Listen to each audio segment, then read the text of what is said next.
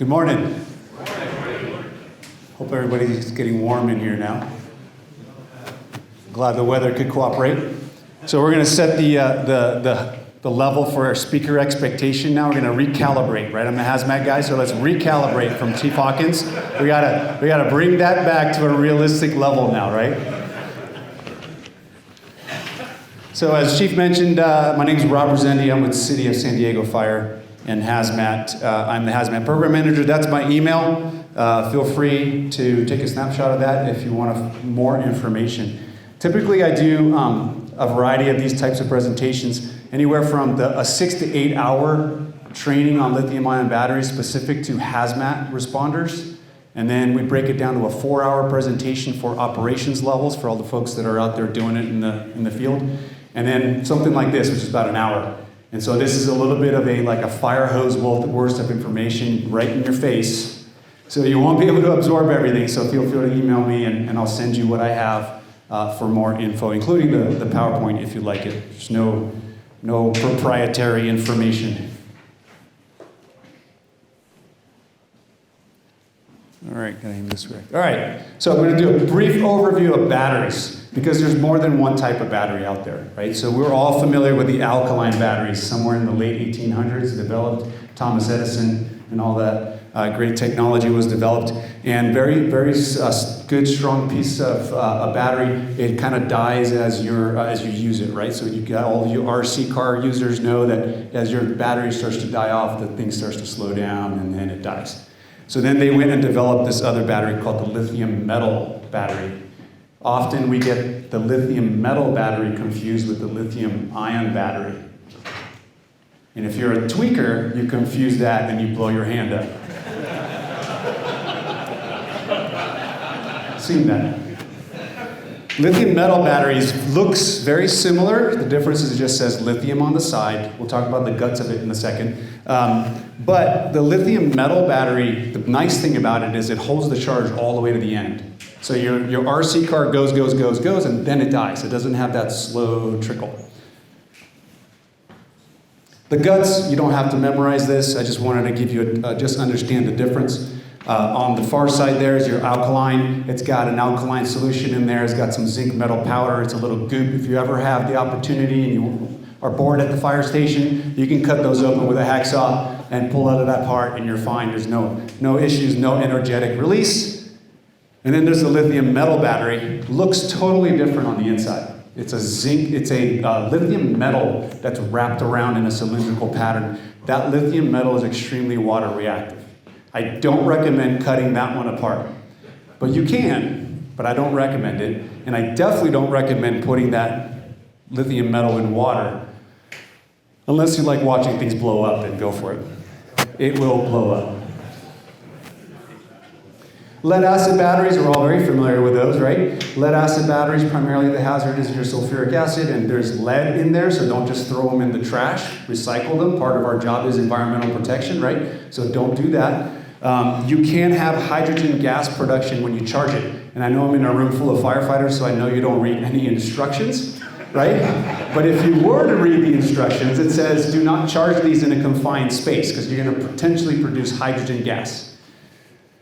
And then the nickel cadmium or nickel metal hydride. That was like the first, rechargeable generational batteries used in a variety of ways, some ways similar to the alkaline, but you can recharge it, so it's great, right? You get an RC car, you recharge the RC car, and you can run it a bunch of times. If you remember, this is one that had that memory issue. If you partially decharge it and then you charge that again, it kind of got stuck at that halfway mark.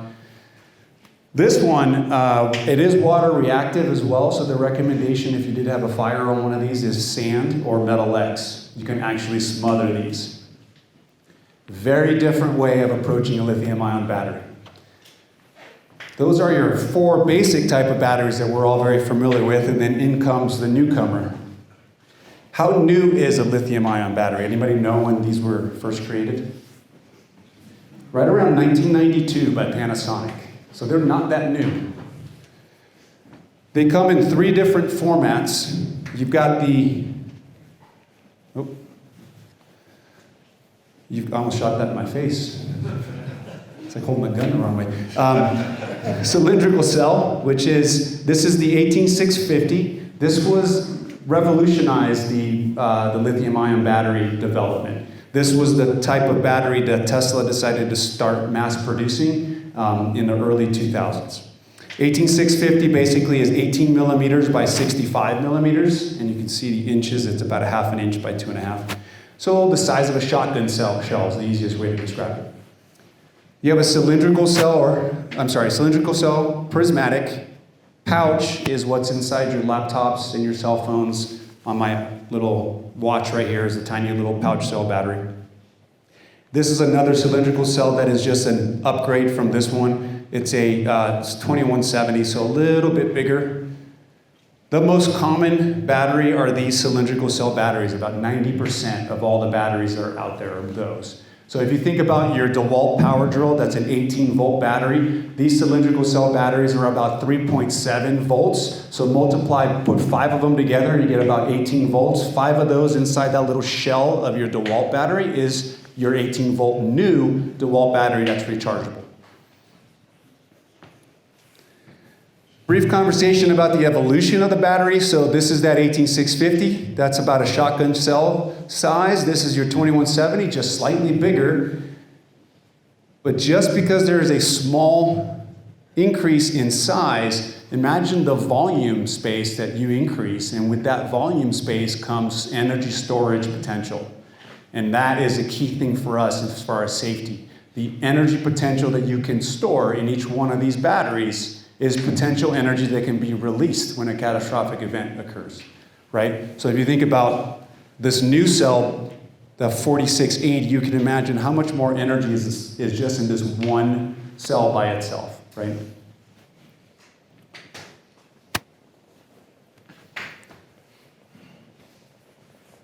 So let's talk about how these things work. You got lithium on this side. Lithium wants to let go of its electron. It's the most electron ready to be released element in the periodic table. That's why it's a great metal element to be used. The electron goes to the other side of the battery while you're powering your cell phone or whatever it is. In this case, the propeller. Goes to this other side. Once I'm ready to, and then it runs out of juice. When I'm ready to charge it, I plug it in. The electricity causes a gradient change, which forces the lithium back to its happy little place over there by the graphite. There's a graphite mesh where it likes to sit and lives in a stable position right there. And then you start to use it again, and the electrons go the other way. That's a very rudimentary look at a lithium-ion battery. The key is this little separator right there. There's a separator. It's a really thin piece of tissue, for lack of a better term, that allows only lithium to cross it. It's so small, only lithium elements can cross it. That's a key component because when that tissue degrades, breaks apart, it starts to create a short in the battery, which then creates the fire. So let's see how much power is in each cell.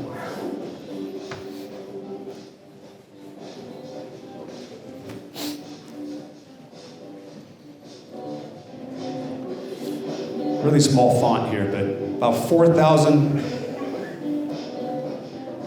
kilograms for an elephant. So when you do the old technical rescue joules calculation, you get to 40,000 joules to lift a heavy elephant up 1 meter.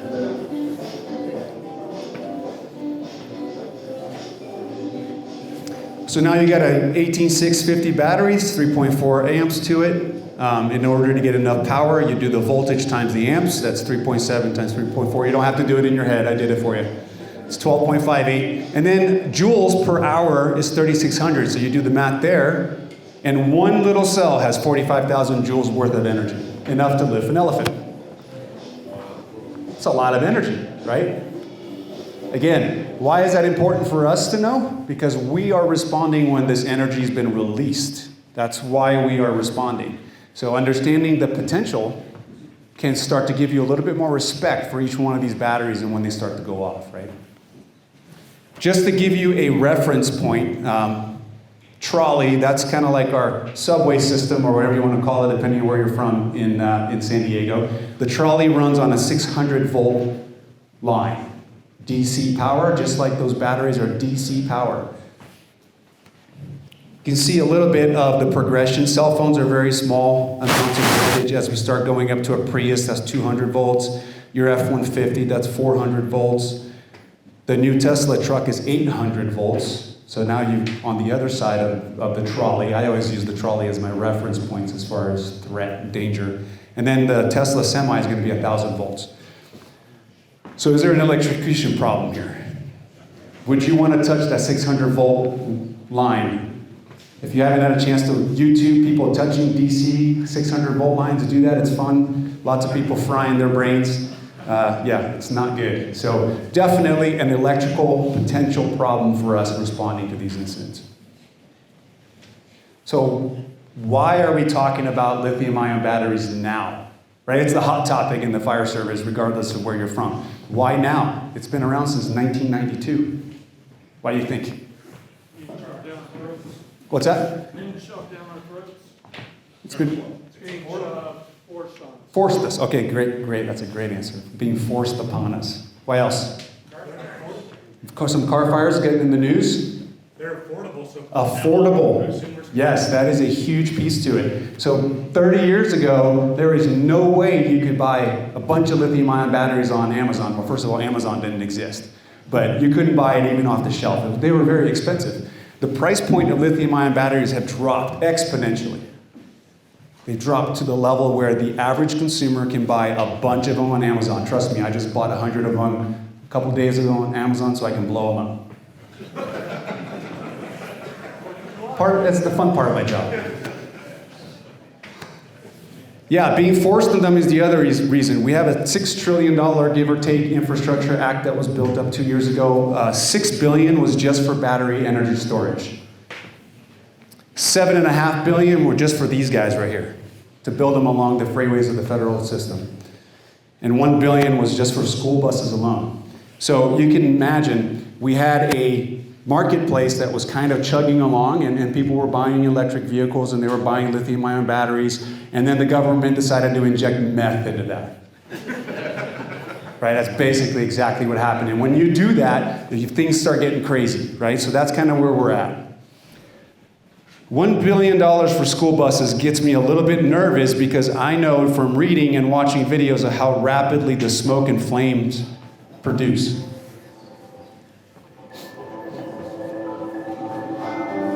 This is not a sped up video.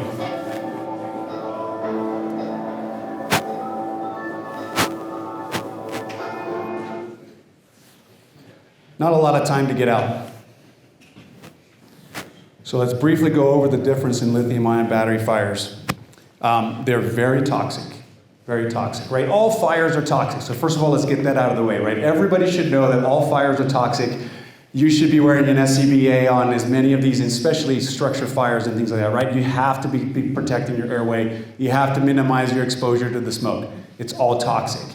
Recently, some research has come out that the amount of HF production out of a normal vehicle fire versus an electric vehicle fire is about twice as much out of an electric vehicle fire. And HF is one of our big concerning chemicals of many that comes out of these fires. So treat them all as toxic, just understand that these are more toxic. Burn temperatures are significantly higher right at that battery cell. So right near the battery cell, you're getting very, very hot temperatures north of 1,500 degrees Celsius. That's somewhere north of 2,000 Fahrenheit. So your gloves are not rated at that temperature, right? So remembering that. Explosive potential, it brings hydrogen gas production to it. It's basically splitting off hydrogen and oxygen from the chemistry. So you get hydrogen gas and you get oxygen, which is a great explosive mixture. And I do that in hazmat classes all the time. I fill a balloon with hydrogen and oxygen, and then I pop it with a little bit of an igniter, and it makes all the car alarms in the parking lot go off. And it's just a little balloon. The thermal runaway. So thermal runaway. The best way to describe it is a positive feedback loop, right? So if I have a chemical reaction, typically most chemical reactions exude heat. Heat speeds up the chemical reaction, which puts off more heat, which increases the chemical reaction, which puts off more heat. Oops, let me go back. One more. Puts off more heat, chemical reaction, more heat, chemical reaction. So positive feedback loop, meaning once you start it, you are not going to stop it. So once that thermal runaway tips into thermal runaway, that's it. It's game over. Okay? You cannot stop that you cannot reverse it. Now that chemistry has to go through its entire completion before it stops. And then the last piece is it can reignite. And this is a little underline. When I first made this PowerPoint about 2 years ago, it was 7 days. And then it went to 3 weeks. And now it's 30 days or more. I'm pretty much like ready to just stop giving you the number. Right? So it can definitely burn up multiple days. So let's talk about propagation. So there's a difference, and this is important. Thermal runaway is the internal chemistry of that battery going into that positive feedback loop that you can't stop. Propagation is when one of the cells catches fire and then the neighboring cells, like a domino event, starts to heat up and it starts to get into thermal runaway. That's propagation. We can potentially stop propagation. Potentially is the key word. Why do I say that? If you were to find these batteries in this position and that little middle one was on fire and you were able to grab the batteries and separate them, you'd stop propagation. Where do these batteries live, regardless of what is being used? Your 18-volt drill, where does it live? Where are the batteries? They're inside a casing. And is that casing waterproof? Absolutely, right? You don't want these things exposed to water. So the casing is waterproof. Is that casing easily opened? No. How do we open them? Slam a Halligan into them. Don't do that. Do not break these cases open, right? I have a lot of friends at FDNY. I've talked to them and they said, if you can at least tell the guys not to do one thing is, do not slam a Halligan into an e-bike battery. You will get shocked. You will get blasted. You will have a significant amount of voltage coming up that Halligan and you will get hurt. So don't do that. And they also said don't do the Sawzall thing either because they did that and that didn't work so well. But I know all you're thinking, like, I'll just cut it open. So it starts to propagate from cell to cell. So the way we could try to prevent propagation is if we can flood the area with water, you could potentially reduce the heat to prevent propagation of the entire battery compartment. So that is a option. It's difficult, but it's a option.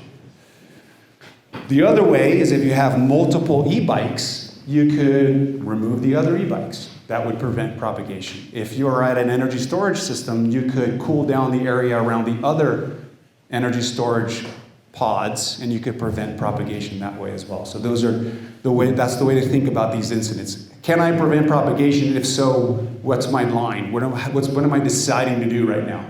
Am I stopping the thing happening inside the battery compartment, or am I trying to stop the propagation of the exposures, right? How do the batteries fail? You got to really it's 3 ways. You can, if you do research, you'll find some people say 5 ways. After reading enough about this stuff, I'm convinced it's 3. And some of the other 2 outlier ways, they land underneath one of these 3 major ways. And that's going to be mechanical abuse. That's if you break the battery, if you destroy the battery, you have a significant impact, like when that Tesla was going 110 miles an hour up in outside of Fremont, right? That's a mechanical abuse of those batteries. Those batteries will go into thermal runaway. If you jam a finishing nail into the battery, trust me, it goes to thermal runaway right now. Don't do that. We did that only once. So deformation of the batteries, breaking of the batteries, what happens is that separator I talked about inside, it tears or it breaks or it pulls apart, and then you have a chemical thermal way reaction. The other way, the most common way, is the electrical abuse. And that's going to be overcharging, undercharging, or sucking up too much energy of the battery too quickly. And sometimes this thing called dendrite growth. And dendrite growth happens to some kind of contamination to the battery, usually while it's being manufactured.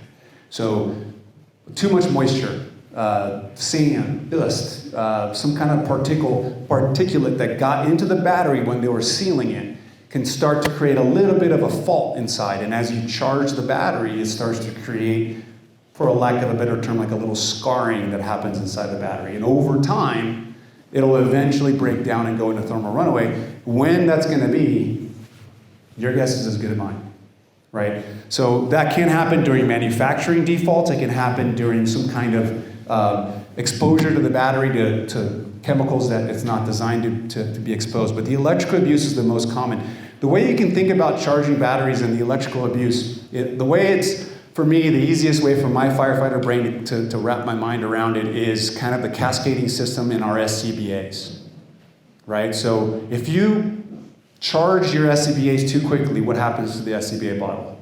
It gets hot, right? It could potentially pop inside that system. If you overcharge these batteries, think about it the same way. So if my battery is designed to be charged at a very specific rate and a specific voltage and a specific amperage, and I put too much of that in that battery, it'll overheat the battery, overcharge it, go into some kind of electrical short. The same thing happens when I go into a really hot fire and I'm really tired and I'm breathing my SCBA really fast. What happens to the bottle? It gets cold, right? It drew up, the air came out too quickly, it had a thermal reaction. So the reason I'm cautious, it's not exactly the way the electricity works, but in my mind, that's the way I understand it. If I drop too much power out of those batteries, how do I do that? I've got an e-bike that I want to make it go faster. So I rig it a certain way. I bypass the safety mechanisms and I force more juice out of the batteries than are designed to come out. Those batteries are going to get undercharged, and that could create a damage. Just like if we breathe too much, that temperature of that cylinder is not designed to do that, right? So you have a reaction to that event. The same thing is happening with these batteries on the overcharging, undercharging. Why is this the most common? Because the most common fires that go on are the micromobility. The most common micromobility problems is when people use the wrong charger. Anybody ever done that? Put the wrong, like a charger that you bought off of Amazon, not the stuff that's designed, right? And charged your cell phone, charged your laptop with it, charged these batteries with it. If you buy a charger, so if you have a charger that has a battery management system, it's got a little computer chip in it, it tells you exactly how much power should go to those batteries. Those chargers cost like $400. You go on Amazon and you find one for $30 that supposedly does the same thing. Which one are you buying? The $30 one, right? Because I can buy 10 of them. I can lose 9 of them and I'm still good, right? So that charger basically doesn't do that cascading system, right? It doesn't know that out of the 5 batteries, 1 is at 20% and 3 of them are at 50%. It just goes, I'm putting the 20% to 90. The other ones are just going to have to get jammed with electricity. It doesn't equalize the charging, and it doesn't know to stop charging the ones that hit 90%. It just keeps jamming electricity into those batteries. So you're creating an overcharge. And we're seeing that a lot. As you can imagine, a lot of people buy these bikes and they start to rig them and increase the battery capacity, increase their speed. This thing doesn't move fast enough. It doesn't charge fast enough. And they go on YouTube, how do I make this faster? And then you start to do a lot of do-it-yourself stuff. So that's where we're starting to see a lot of those incidents. And New York has been dealing with this for many years now. And then the thermal abuse. The thermal abuse is kind of a basic, right? It hits a certain temperature. I think they said around 250 Fahrenheit is the kind of the standard. It's going to go into thermal runaway, right? What temperatures are structure fires typically at when you're about yay high?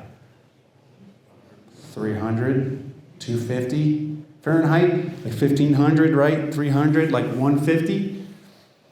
Where do you charge your devices typically? On your desk, usually right around this height. And then on an e-bike, where's the charging? Where's the batteries? Right around this height. So if you're on a structure fire, you can absolutely expect that all the batteries have hit that temperature. We'll talk about that a little bit. Goes into thermal runaway, and then it increases the temperature in the room, creates oxygen release, and electrolyte vapor, flammable gases get releases as well.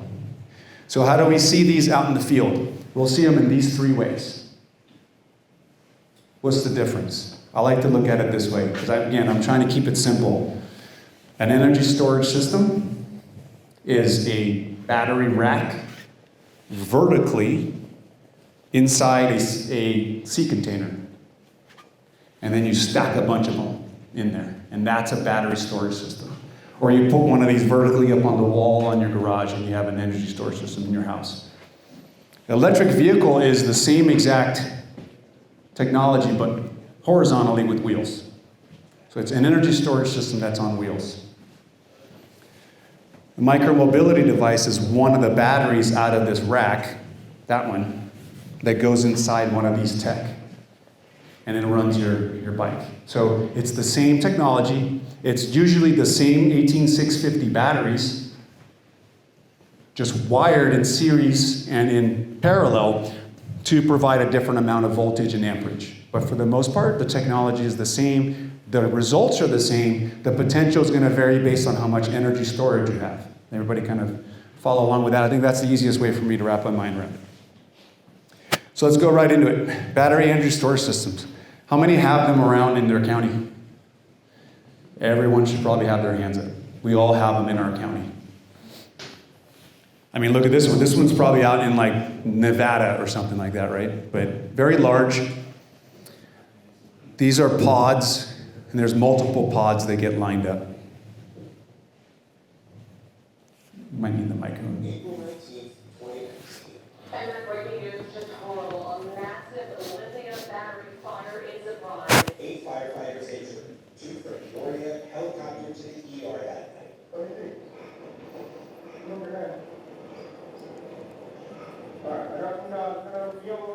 Now, a new 78-page report commissioned by APS reveals what happened. Effectively, what you had was a defect in a battery cell. Jacob Tetlow is Senior Vice President of Operations at APS. The report revealing the cause, a cascading thermal runaway. So you kind of think about it as just multiple batteries, in a sense, are so hot that they damage each other and just continue to produce more and more heat. The investigation finding 3 hours after the heat started to build, Peoria firefighters opened the door. A spark occurred, and boom, that caused the explosion. Anybody hear about this one? A few of you did? Yeah. I wish more of us would have heard about this one, to be honest. I don't know if there was enough information on this release. There's a great report that came out about it, and there's actually the captain that was injured on this incident is actually going around and doing a lot of talks when it comes to this lithium-ion battery stuff. The guys that got injured on this incident were the hazmat team from Peoria. So Surprise, Arizona Fire that does not have a hazmat team. They responded. They saw that it was something out of their familiarity, so they reached out to the hazmat team. The hazmat team responded. Back in 2019, I would have done the exact same thing that those guys did. They did it right. They suited up. They did atmospheric monitoring. They did a bunch of laps around the facility. There wasn't a lot of information of why the alarm was going off. At some point, they decided they needed to investigate further. They opened the door, hydrogen pocket, blew up, threw them 75 feet across the desert through a chain link fence. They all survived, probably because they were wearing PPE. But they got seriously injured. Yes, sir? What led them to know which container was it? There was only one container on this one. It was a 2 megawatt facility, so it was just one container. It was before NFPA 855 was fully updated, and so it allowed for entry into the energy storage system. Now the new ones, you can't enter them. You can only access them from the outside. But yeah, it's a good question. No, there was only one, and they wanted to open it up because they needed to know why the alarm was going off. There was no further information outside of the pod to tell them. And no extinguishing system? No extinguishing system. Does that provide that? Yes, sir. Someone provide that? Yes, sir. Good. Yes, sir. That's changed. Here's that rack I was talking about, right? So let's think about it this way. That 18650 is a cell. Let's get the terminology right. It's a cell. When you put a couple of these cells together inside a container, like your drill, that's a battery. And then when you put batteries, this is a battery right here. When you put these batteries in a rack, you have a battery rack. And when you put multiple racks together, you get that energy storage system. This is a single pod, like you were asking which one to go into. You can come across a single pod. Sometimes, more often than not, these are like built next to the convent or the orphanage. Right? That's where these are. But In all honesty, these are being built on top of buildings. So I know that New York is having all of their energy storage systems built on top of the buildings, because why? Is there any room in New York? I mean, outside of, the park, there's nowhere to build them, so they're putting them on top of buildings. I have not seen those yet, at least from where I'm at, but it's possible that that's happening. And then you have these massive plants, right? This one was in Victoria, Australia, that burned up. An FPA 855 has been updated to now require annunciator panels that are going to tell you what's going on inside. Is there a smoke detection? Is there carbon monoxide detection? Is there heat detection? There's supposed to be enough ventilation built in that it can exchange the air to prevent explosive gases from being built up. A lot of them have these sealing breakaway. It's almost like a fusible disc that melts when it heats and then allows all the hydrogen gas and all that hot gas to come up and out. A lot of them require good, strong ventilation systems to get that air to leave. So decreasing the risk for explosion, allowing you information to know what's going on inside without having to open doors. And some of these systems even have an automatic all-door opening mechanism where the roof opens up, the outside doors open up completely. So to basically allow the thing to burn down to the ground. And then a few of them have built up incinerators on the top. So they actually fire the gases that are coming up and out to mitigate the problem. A lot of different safety mechanisms out there. They've definitely improved since 2019. It doesn't mean you might not find one that's pre-2019 though out there. And they are not all required to upgrade. How would you know if one doesn't upgrade? You probably would only know by coming up and seeing no information on it. No annunciator panel, nothing that's out there that's telling you what's going on inside. But we're going to talk about some tactical considerations regardless of that in a second. UL 9540 and UL 9540A will test the system. They'll burn the system. They will test the fire sprinkler system inside. It'll do a whole bunch of testing. And then if your system passes, you get the UL stamp of approval, which is the highest level of approval you can get. And so if you have a UL approved system, very low odds of having a problem, right? You talk to our engineers that build these things, they will tell you 99% of the time it works great.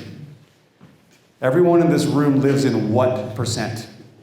The 1%. That's always my thing. I'm like, that's great that 99% of the time you're not calling me. When I show up, I gotta know what's happening in the 1%, right? They don't like when I say that. Okay, so how often do these things fail? So this is a quick research I did. We know about Surprise. In 2015, there was a couple of firefighters in China that died from an explosion. Shortly after Surprise, Chandler, Arizona, just up the street, like about 100 miles up from Surprise, had another one of those. They treated that one significantly different, no injuries, 2-week operational period. Chandler, Arizona, they discovered that there was a manufacturer defect to the batteries that company was using. It was an LG product, a very good product, but they realized, hey, we had 2 incidents in a year, we gotta go check this, and then LG looked at it and they found there was a manufacturer defect. So those can happen. They don't happen very much, but they can. Victoria, Australia, anybody heard about the Moss Landing one? So Moss Landing, anybody know where Moss Landing is? Monterey, right? Just outside of Monterey. Moss Landing happened in 2022, so last year.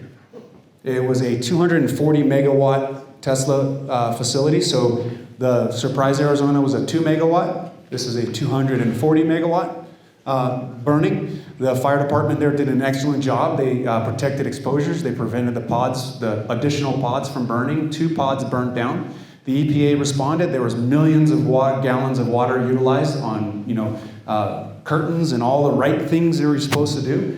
Once the fire had smoldered down to a non-hazardous amount, Tesla showed up and said, yeah, everybody get out of here. This is private property. That's exactly what happened. And the guys from the EPA were asking about what's your proprietary electrolyte solution so that we can know the potential environmental impact, blah, blah, blah. And they were like, take us to court if you want that information. That's top secret. They still don't have that.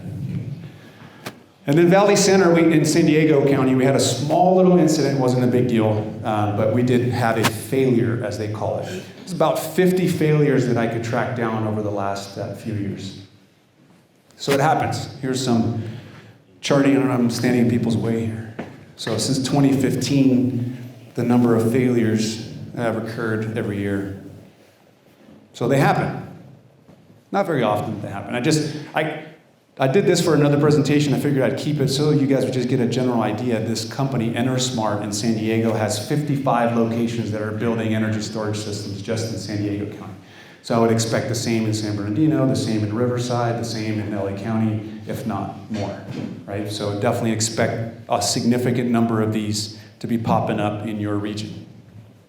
So tactical considerations. I'm happy to have a discussion either today, right now, or after this about any heartburn you guys may have about our recommendations. This is what we recommend based on things that have gone out in the field. Number one, defensive operation.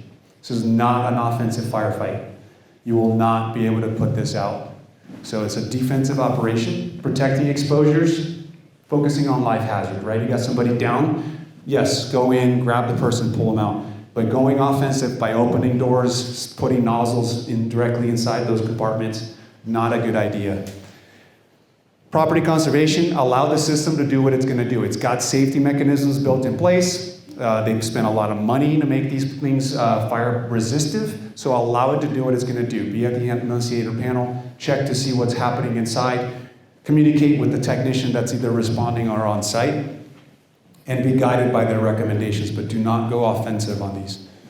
Prevent propagation, so water curtains, unstaffed lines. Stay away from the smoke as much as you can. If you don't have to be in the smoke, don't be in the smoke. Set up your command post upwind. Get some aerial lines up on top. If you have some aerials, put the aerial in place, put a 30-degree fog on that. Make sure you're cooling down the neighboring area, preventing the radiant heat from impacting the other pods. Have some unstaffed lines on the ground if you have the ability to do that. You're going to go through a lot of water.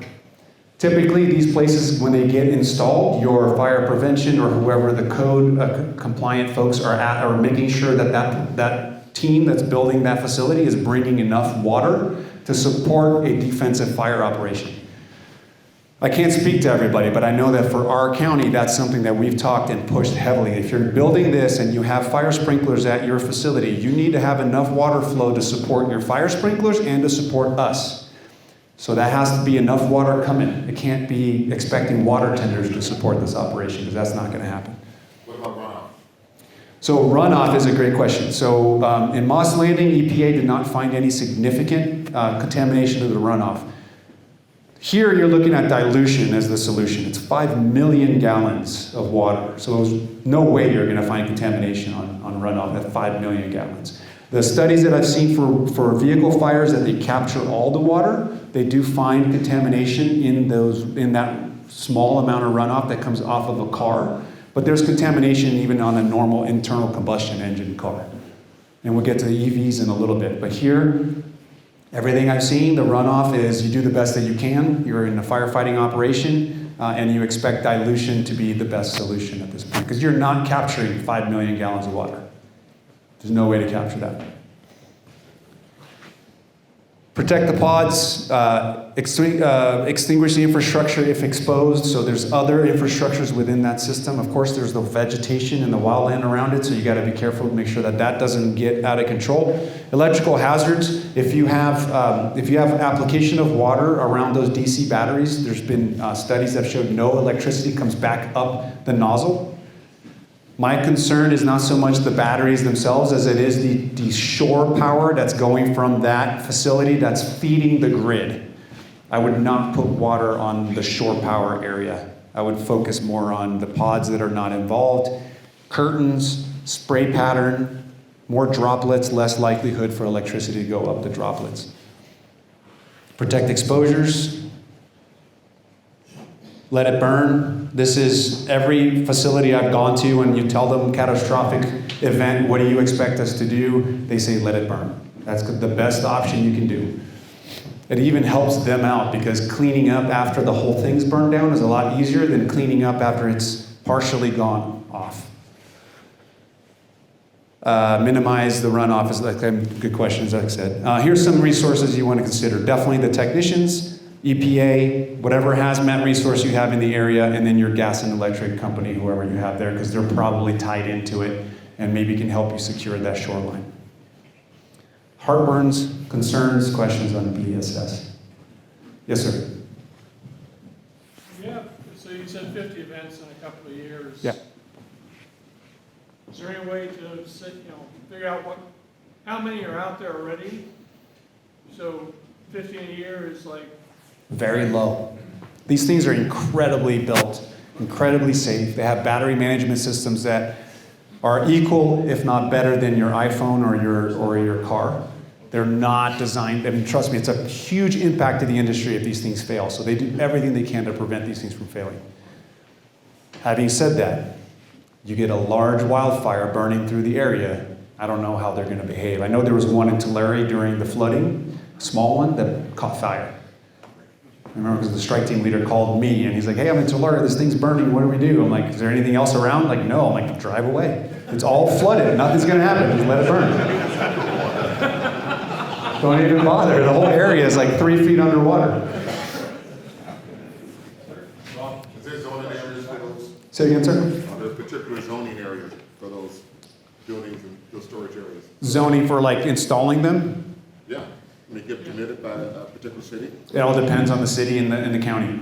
We have areas being built right now in San Diego that are about 200 feet away from a massive like residential community. What about the smoke? What about it? Contaminants? Yeah, absolutely. All smoke has contaminants, number one. There's potential for HF and some other products that might leave the site.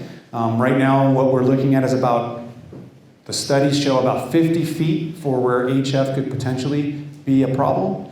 And then you have significant amount of smoke potential, and that depends on the wind. It depends on how many pods are on fire. So if you have 1 pod on fire versus 5 pods on fire, all of that changes. So estimating the worst case scenario is really difficult. They've asked me to do that in the San Diego County, and I'm like, I don't really know how to do that. I can give you some ideas. But the only thing you're going to be able to do is once the smoke starts, and once you have that incident, is to get resources on site to be able to help you get areas evacuated, just like we do with fires, right? Get areas evacuated, get people sheltered in place, get the EPA and the hazmat units down to start doing some atmospheric monitoring. That's the only way you're going to know what kind of contaminants are downrange is actually by measuring. Other than that, you want to keep people away from the smoke the best that you can, right? So that's when you send the cops into the smoke to get everybody out. Yeah. Question, Sir? are you aware of any documented cases of the pod itself exploding outside of opening of the gas ignition, but the pod itself? Not other than when people have offensively engaged. Like in China, those folks that died, they offensively went to open those doors. The Surprise, Arizona also. I have not seen that happen. And I think the reason that's the case is if it's on fire, the explosive potential goes down. It's when we don't have it on fire that the gas production increases, right? The fire is consuming the explosive gases. And now with the new pods that have ventilation, I don't even anticipate that happening at all, unless there's a failure in the safety mechanism. So I wouldn't think that was a major problem. Sir? Is there any section of the ERG yet for frontline officers? Yes. Recommended evacuation or? Yes, the 2020 ERG, and I recommend you use the ERG app because you can get a plume model off the ERG app if you didn't know that. ERG app, type in lithium-ion batteries and you'll have a couple of options. Almost all of them take you to guide 147 or something like that. And it basically is the same stuff, right? It's 330 feet in all directions. Like that's your standard gas evacuation initial isolation distance. We're going to start with that and then go from there.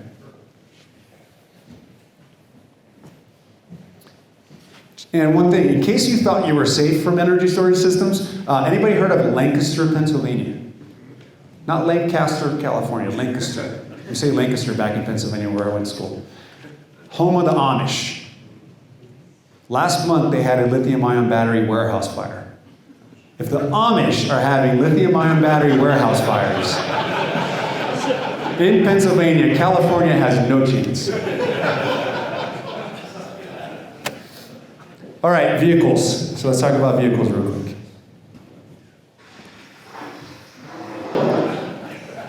All right, might be running a little bit short on time. I'll try to go quick. Why are we seeing it? What do we expect to see? A major increase in these, right? It's just reality. I was in Norway last week at an energy storage stuff, and 80% of all their vehicles sold last year was electric in Norway. So we can expect to be there relatively soon. This is what it looks like. This is a GM, so it's called the tunnel, and they have the pouch cell batteries, just like your laptop, lined up down this tunnel. That's what the GM, Nissan Leaf, those are the types of technology that they're using. This is your Tesla, your Rivians, they're using those 18650, 2170s, those little cylindrical cells, all nice, tightly packed, really tight. Lithium-ion batteries are primarily on the bottom of the vehicle. Here's a Tesla that's torn apart from an accident, and you can see all those little 18650s inside there. If it's exposed like that, it's on fire, put water right in there. That's going to be your best bet to cool the propagation that we talked about. The biggest thing to dealing with a battery energy vehicle is identifying that the batteries are involved. If you identify the batteries are involved, you're seeing white hiss, popping sounds, battery cell projectiles. That means that you have a battery involved incident. As soon as you identify that, it should be a tactical pause. It should be like, okay, hold on a second. This is just not our normal vehicle fire. What are we going to do? And then you make decisions from that point forward. And we'll talk about the consequences of each one of those. Again, here's an Audi. If you decide to go offensive, you can expect to use a lot of water. You should try to apply it underneath the vehicle. There are some agencies that have an SOP now where they're going to lift the vehicles with some high lift jacks, and they're going to spray water directly to the bottom of the vehicle. That seems to be the most effective way if you can't get access to the battery compartment to cool down the batteries. For pouch cell vehicles like the GM, there might be some access points near the wheel wells or in the center. You're going to use the ERG, not the orange one that we were talking about, but the ERG for vehicles, Emergency Response Guide for vehicles. It'll tell you some opportunities where you're going to have some successes there. Company officers, you're going to have to be looking at that stuff. As soon as that vehicle is identified, you know, your back seaters are in there putting the fire out, and they, hey, we got a Tesla, we got a GM Hummer, or whatever it is. Should be looking at that ERG right away to start figuring out how are we going to address a battery issue with that vehicle.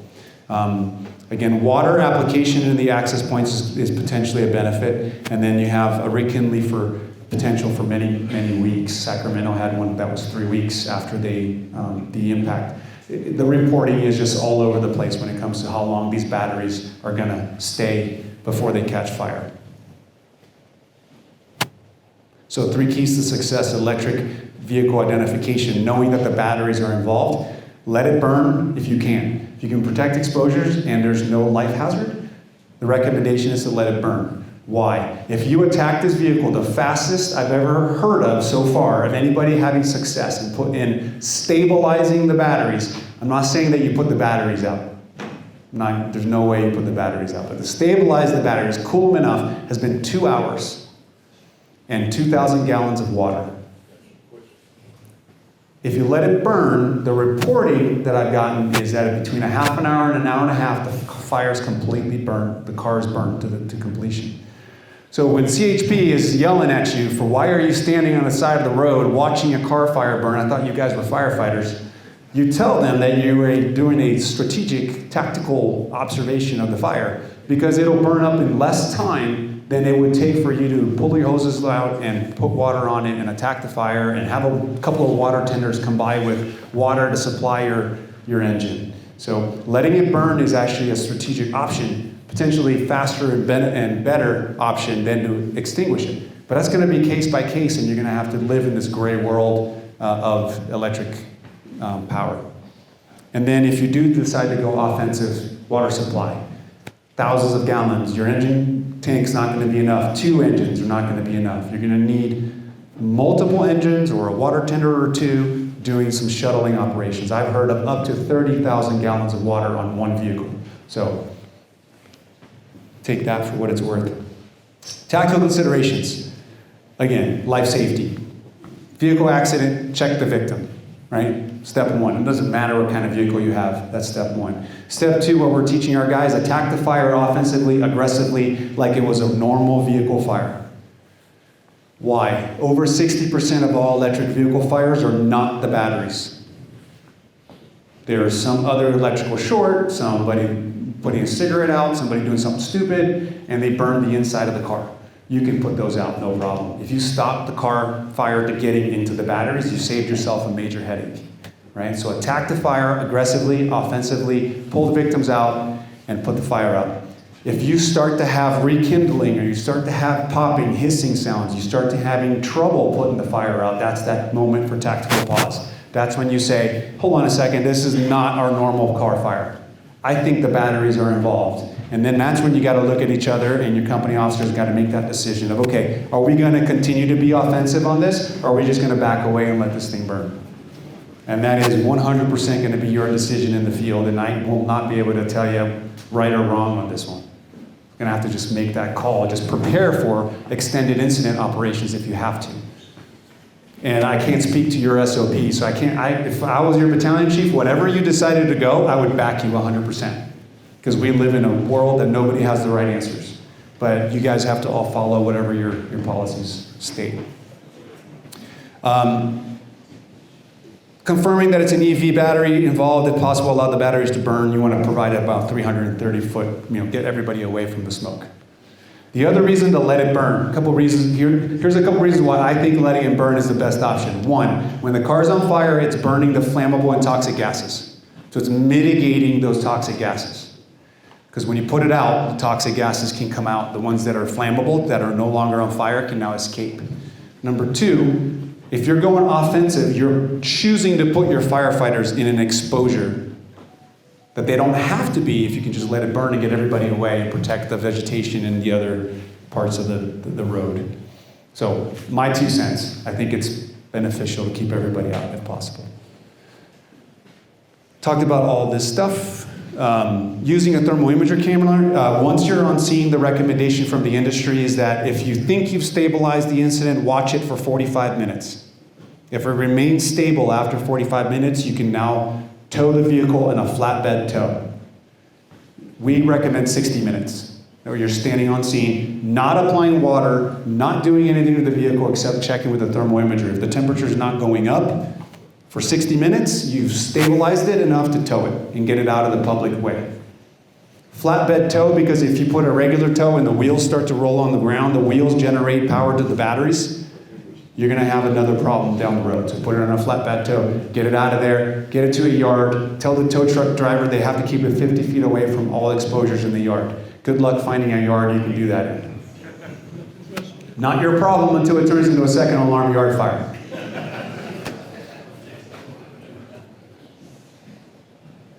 Here's the emergency guide book. I'm going to show you a picture of it. Here's what it looks like for a Tesla. It tells you a bunch of stuff. It's like a 5-page document. There's lots of good information, where to cut, where not to cut, where to lift, where not to lift, and some fire recommendations. So this is, you can find it in a variety of places. I find these in NFPA.org's website has it. I'm going to, out of batteries. I'm going to escape out of this.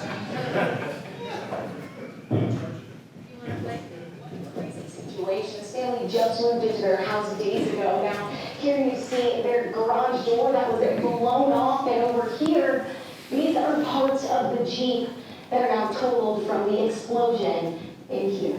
Basically, my bedroom's up here. This is where I was sleeping. I'm going to skip this real quick because we're running out of time, but that happened, that door behind her blew out from an electric vehicle inside the garage. It flew up and over the firefighters as they were attacking that garage fire, and landed 50 feet away down the driveway. So a garage fire today is no longer a normal garage fire. It requires a tactical consideration of, do I approach it straight on? Do I come in at an angle? Do I check to see what's on fire before I start attacking that door? The same thing that you need to worry about is also when it comes to roll-up doors.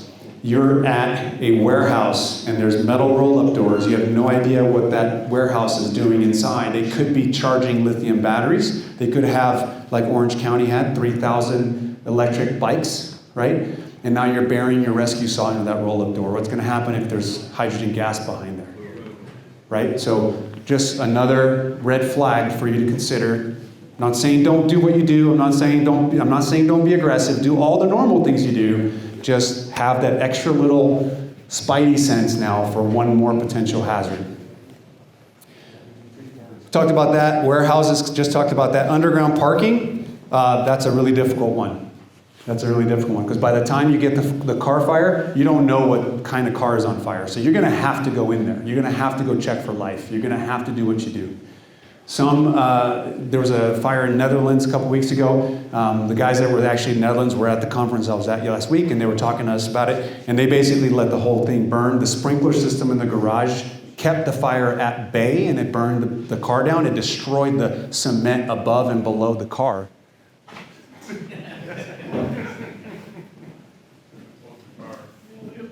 I swear I'm not pushing that button. No, it's dying again. And it burned around it, but it wasn't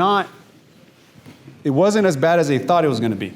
So one thing to consider about parking garages. Parking lots, parking garages, underground parking, they're designed to be parking.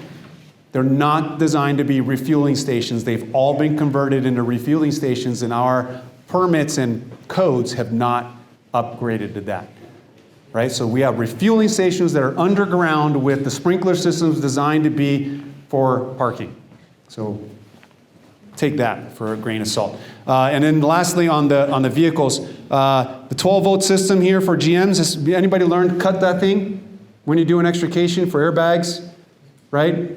No, nobody learned that in extrication school. It says a lot of times they say cut those, and even if you take out the wiring, it says cut here and cut here on those Teslas to decharge the airbags.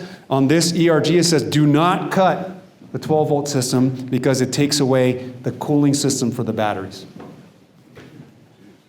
So everything's all over the place. You just have to read the instructions. Sorry, you got to read the instructions. I'm over. Brooke, I'm over. You want me to stop?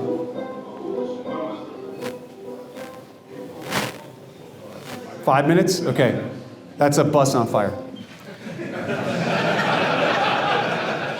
I really want to talk about these guys because this is not like 90% of what we're seeing is this. It's not all the other stuff I just talked about is the stuff that everybody's worried about. This is what you're actually seeing. So I'm going to really go fast through this. 44 fires in 2020 in New York, 220 in 2022 of high-rise fires, multiple fatalities, multiple injuries, hundreds of injuries. It goes nuts. It catches fire. It shoots stuff all over the place. You slip and slide while you're fighting it. Projectiles everywhere. People like to store them on their entry and exit ways, blocking their way out. Major problem. We just had a fire like this 2 weeks ago in San Diego. Guy burned himself up trying to put it out. Trying to smother it. Can't smother it, right? Hopefully you guys learned that by now. You cannot smother these fires. It brings its own oxygen. All the different types. Wheelchair. Little scooters in the grocery store. All over the place. Watch the gases come out of here. Now the smoke starts to come out. Now. And there's the explosion. Right? You have a significant amount of potential for explosion. The fire that the guys went on 2 weeks ago in San Diego, this is a busy station close to where the fire was. Took 3 minutes to get there. By the time they got there, the windows were blown out and fire was just ripping. And they were like, this is not normal. Like, we don't go on fires like this in this neighborhood, and that's what they had. They also had reddish color flames from the lithium, and so right away they were like, oh, this is a lithium-ion battery fire. Does it change that you should or should not be aggressive? No, you should be aggressive. Go fight the fire, find the victim, pull them out, do all the normal things you do. Just be aware that these things are having a potential explosives. It is a very toxic atmosphere, and it's going to be difficult to put out. Once again, you cannot smother this. How many GPMs do you think I need to put on a battery to put it out? Can you put more GPMs than this? Right? You cannot put more GPMs than this, and it's burning underwater. Right? That's not steam. Right? That's nasty gases, sir. What are they doing with these lithium batteries that are blowing up on airplanes while they're in flight? Yeah, they have a bag. There's fires, and I'm just trying to understand what is the tactic. Obviously, it hasn't crashed a plane yet. We've had a few. Actually, DHL had a plane crash a couple years back. Didn't really hear much about it. Only a couple pilots died, so it's not important, I guess. But passenger planes, you're right. They haven't gone down yet, my opinion. But they have these bags. They can put the laptop bag, and they have cell phone bags. They can put them in. They close the bag. It contains the smoke and the potential flammable inside what's called a cell block bag with Kevlar outlining. So it actually holds it pretty good. We had a United airline that landed back to San Diego in January. Toxic inhalation hazards to about 7 patients that had to be transported, but they brought the plane back down safely. So they're required to carry the bags now? They're not required. Spirit Airlines does not have a bag, go figure.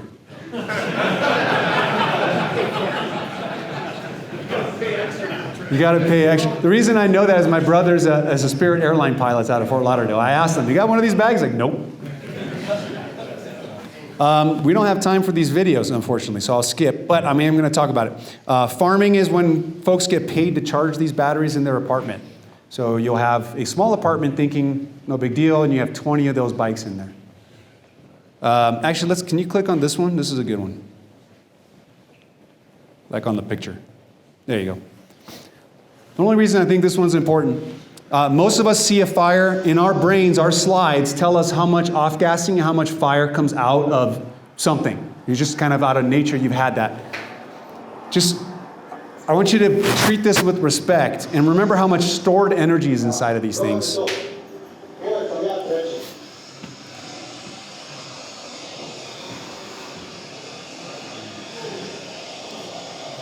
Toxic gas everywhere. Right? Like not the amount you were expecting. And so you're going to get caught without an SCBA because you're not expecting that smoke to come out so far. So don't do that. Okay? Don't do that. This one is an important one for everybody in the room, especially when you're talking about overhauling structure fires.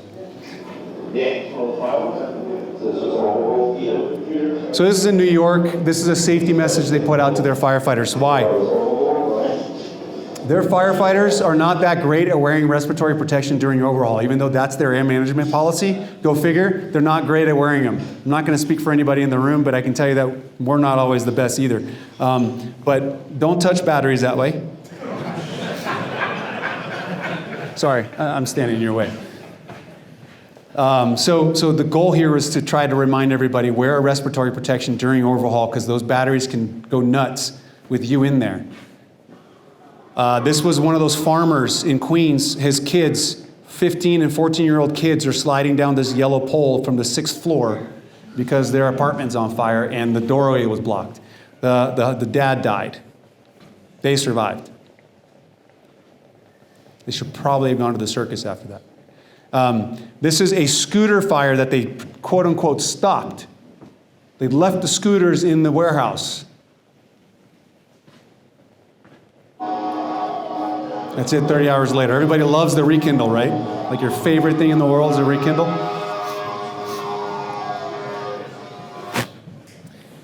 And then the last piece of this video is a identification of how fast these things happen. So you heard the pop, you hear the hit, the fizz.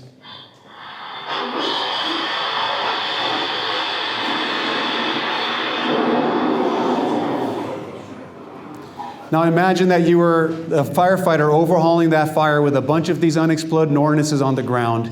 You did not overhaul it properly, did not remove the batteries, and you're not wearing respiratory protection, and that happens that fast. You are not putting respiratory protection on in time to prevent an exposure. You're just not. So, considerations. SCBA, if I didn't say SCBA yet, SCBA, right? Incident stabilization, if outdoors, let it burn. If indoors, attack the fire. Go put it out. Go do what you do. Just think about one thing.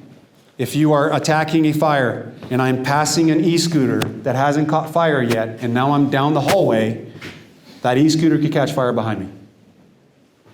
So keep that in mind when you're passing these devices. Have somebody move that thing out of there, address it before you move past it, I don't know, something to get it out of the way so you're not in trouble. Remove the batteries prior to continuing overhaul. It's a paradigm shift for us structure firefighters. You go in, you put the fire out. The very next thing you're doing is not looking for extension, is you're looking for batteries. Do I have any batteries on the ground? If I do, I need them out of here. Because what happens if I start pulling ceiling, moving furniture, dropping walls on top of all those little batteries, you just buried them. Good luck finding all of them. You go home, there's a battery sitting there that's going to make your day or a shift's day, because really bad, right? Because it's going to catch fire, it's going to be rekindled, you're going to look like you didn't do your job. So don't do that. We recommend using shovels to get the batteries up and out of the building. If you're above ground, like 3rd floor or above, you probably don't want to throw them out the window. That's probably not the best thing. So you want to find a place in the residence where you can keep them safe until another team can come over and grab them out of there. Hopefully your hazmat team or a hazmat cleanup company. Put them in the bathroom, put them in a bathtub, flood the bathtub with water, keep it in an area where it's not going to rekindle or cause a problem for you. It is going to be additional personnel. It's going to be additional work. It's going to suck. It's not fun. But at least you're keeping the folks safe while you do perform overhaul, right? You still do have to perform overhaul. Request hazmat. I forgot to take that out. The San Diego hazmat is hurt. Request hazmat or some cleanup company or somebody responsible to come in and take all those batteries out of there. You can't leave those batteries there. They can rekindle and cause a problem. And then do not leave the batteries with the homeowners, because the homeowners are going to put it in the trash. And 60% of all your trash truck fires that start in the load are lithium-ion batteries. And then in recycling facilities, 40% are lithium-ion batteries, 15% are batteries, 10% are rechargeable batteries. So batteries, they are a big problem to the waste management. And then we have to respond to the trash truck, and the trash truck's on fire. Do not bury a rescue saw on the side of the trash truck when you're trying to access the inside of the trash truck. Could be hydrogen gas, flammable gases, smoke, explosion could happen inside. Let that thing go. Once that trash truck is involved in fire and they can't dump the load, it's a loss. It's a loss. There's nothing you can do about it. Let it go. Let it do its thing. I know it sucks. That was quick. Sorry. That's it. Thank you.